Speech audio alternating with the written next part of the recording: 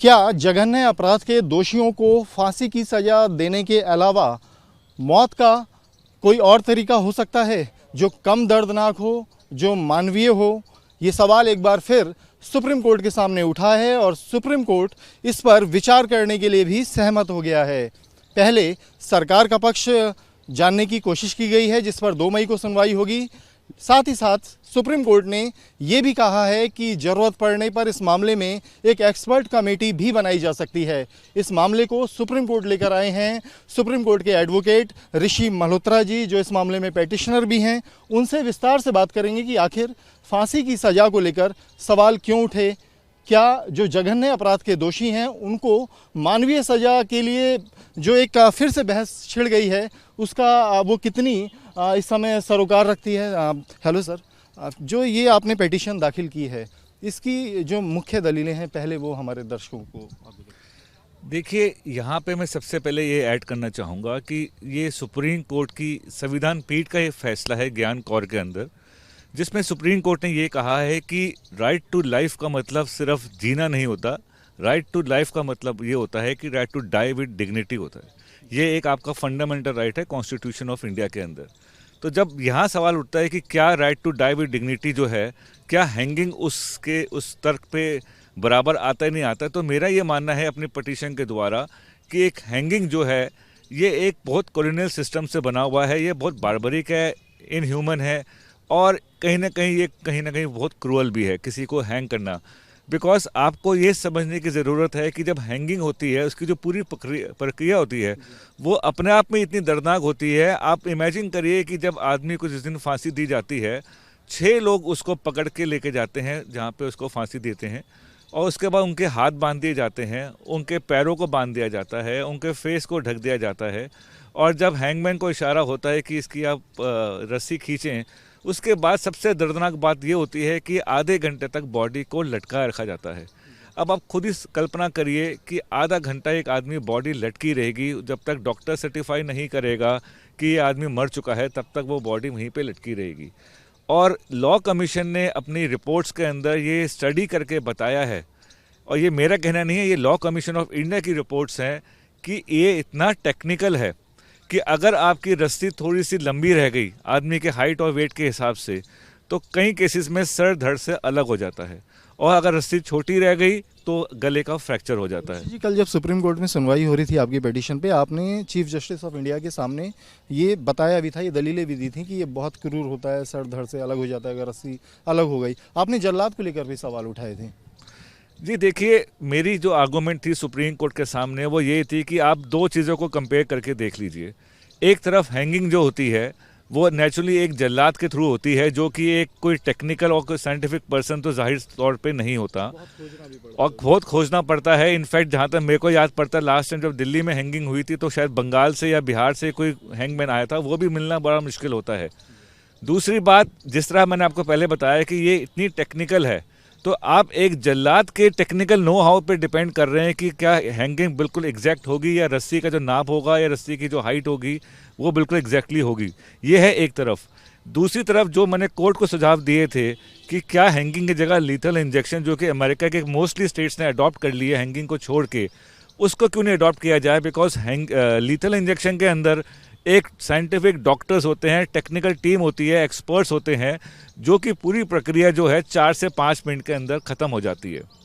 Lethal injection को लेकर भी सवाल उठ रहे हैं कि अगर वजन ज़्यादा है तो मौत दर्दनाक हो सकती है। हालांकि ये सब एक्सपर्ट का विषय है, लेकिन आपने फांसी पर सवाल उठाया है कि फांसी नहीं तो फिर क्या क्या विकल्प हो सकते हैं। जैसे आपने आर्मी नेवी के जो उनके अंदर का होता है कि गोली मारी जाए या फांसी दी जाए, इस तरह के भी एग्जाम्पल दिए थे। क्या क्या ऑप्शन हो सकते हैं? जी देखिए, जब मैंने ये उदाहरण दिए थे कोर्ट के अंदर कि हमारे अपने आर्म फोर्सेस एक्ट जो हैं, army act, navy act, air force act, इसके अंदर हमारे ही कानून ने उनको 2 ऑप्शंस दी हुई हैं। अगर किसी आदमी को आपने डेथ सेंटेंस दिया है कोर्ट मार्शल के द्वारा, या तो आप हैंगिंग या आप शूटिंग।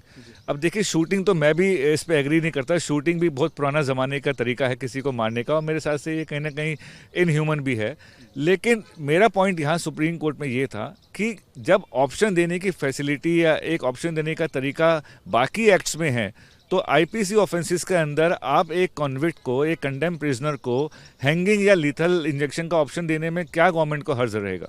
आपकी दलीलों के बाद सुप्रीम कोर्ट का क्या रिएक्शन रहा है, आगे का प्रोसेस क्या रहेगा? सुप्रीम कोर्ट कहीं सहमत भी नजर आ रही है इस पर विचार करने के?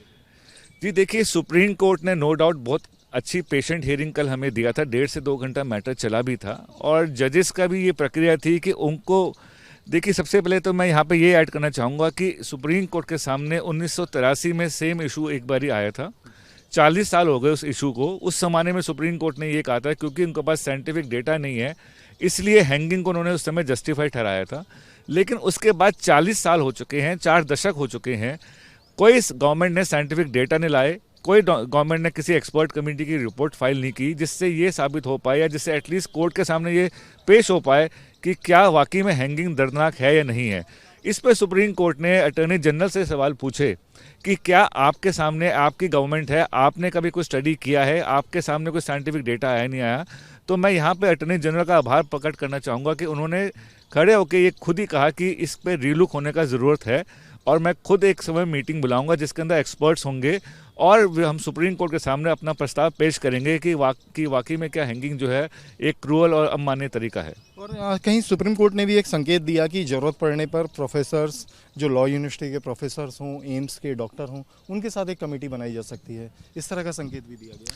जी बिल्कुल, इनफैक्ट पहले सुप्रीम कोर्ट ने ही कहा कि हम सोच रहे हैं कोई कमेटी बनाने की जिसके अंदर एनएलयू के प्रोफेसर्स, साइंटिस्ट, डॉक्टर्स और अदर एक्सपर्ट्स जो इस फील्ड में हैं, हमारे सामने एक कमेटी जो है पूरा संकलन करके एक डेटा फाइल करे। पर उससे पहले ही अटॉर्नी जनरल ने कहा कि ये एक्सरसाइज से पहले हमें कोई ऑब्जेक्शन नहीं है, लेकिन गवर्नमेंट ऑफ इंडिया खुद चाहेगी, खुद एक कमेटी बिठा के इसके ऊपर विचार करके सुप्रीम कोर्ट सामने एक रिपोर्ट फाइल करेगी। ऋषि जी, एक आखिरी सवाल है। अब सवाल वो उठना लाजमी भी है आगे आने वाले समय में जब बहस आगे बढ़ेगी कि जब जघन्य अपराध है, रेयर ऑफ रेयरेस्ट केस के अंदर फांसी की सज़ा दी जाती है, जो विक्टिम है वो चाहता है कि कहीं उसकी जो उसके साथ इंसाफ हो वो फांसी के जरिए हो, लेकिन हम मानवीय सज़ा की बात कर रहे हैं। तो आपको लगता नहीं कि इस पे भी सवाल उठेंगे कि फांसी या मौत की सज़ा जो है आमतौर पे रेयरेस्ट क्राइम में दी जाती है, उनके लिए मानवीय सज़ा की बात करना कहीं कोई विरोधाभास है? जी देखिए, पहले जैसे कि मैंने आपको पहले भी बताया अभी इसी इंटरव्यू के दौरान कि सुप्रीम कोर्ट ने ही बोला है, वो भी संविधान पीठ ने बोला हुआ है कि right to die with dignity जो है एक इंसान का फंडामेंटल राइट है, कॉन्स्टिट्यूशन उसको प्रोटेक्ट करता है। अब अगर आप कल को ये बोलें कि क्योंकि उस आदमी ने, नो डाउट डेथ सेंटेंस तभी मिलता है जब बहुत ही जघन्य अपराध हो, इसमें कोई डाउट नहीं है और ना ही मैं डेथ सेंटेंस के खिलाफ हूँ, लेकिन जब डेथ सेंटेंस दी जाती है आप उस इंसान की मानसिक दशा समझिए कि उसको ये मालूम है आज नहीं तो कल उसको मरना ही पड़ेगा। अब मरना कैसे पड़ेगा? It has to be dignified death, because otherwise तो हम एक तालिबान रूल की बात कर रहे हैं, उसमें फिर और गला काटने में फ़र्क क्या बचा? फिर आप शूट कर दिए, उसमें फ़र्क क्या बचा? पर ये एक डेवलप्ड समाज है, India is a developed country, India में डेमोक्रेटिक प्रोसेस होता है, इंडिया में जुडिशियल एक्टिविज्म बहुत होता है, इसलिए मेरा ये मानना बिल्कुल नहीं है कि किसी आदमी को क्योंकि उसने एक बहुत इनह्यूमन अपराध किया हुआ है, रेप का मर्डर भी किया होता है किस केसों में, तो इसका ये मतलब नहीं है कि आप उसका गला काट दें, उसको आप शूटिंग कर दें या उसको तड़पा के मारे। Right to die with dignity as it is a fundamental right और ये कॉन्स्टिट्यूशन के अंदर प्रोवाइडेड है। एडवोकेट ऋषि मल्होत्रा जो इस मामले में पेटिशनर हैं, एक बहस शुरू हो गई है फांसी की सज़ा को लेकर कि क्या दूसरे विकल्प नहीं हैं जिनको अपनाया जाए, जिस पर साइंटिफिक विकल्प की भी बात हो रही है और जो विशेषज्ञ हैं उनकी सलाह सरकार कहीं लेगी और आने वाली 2 मई को इस मामले में फिर अगली सुनवाई होनी है। वीडियो जर्नलिस्ट जनेंद्र के साथ अवनीश चौधरी, न्यूज़ नेशन दिल्ली।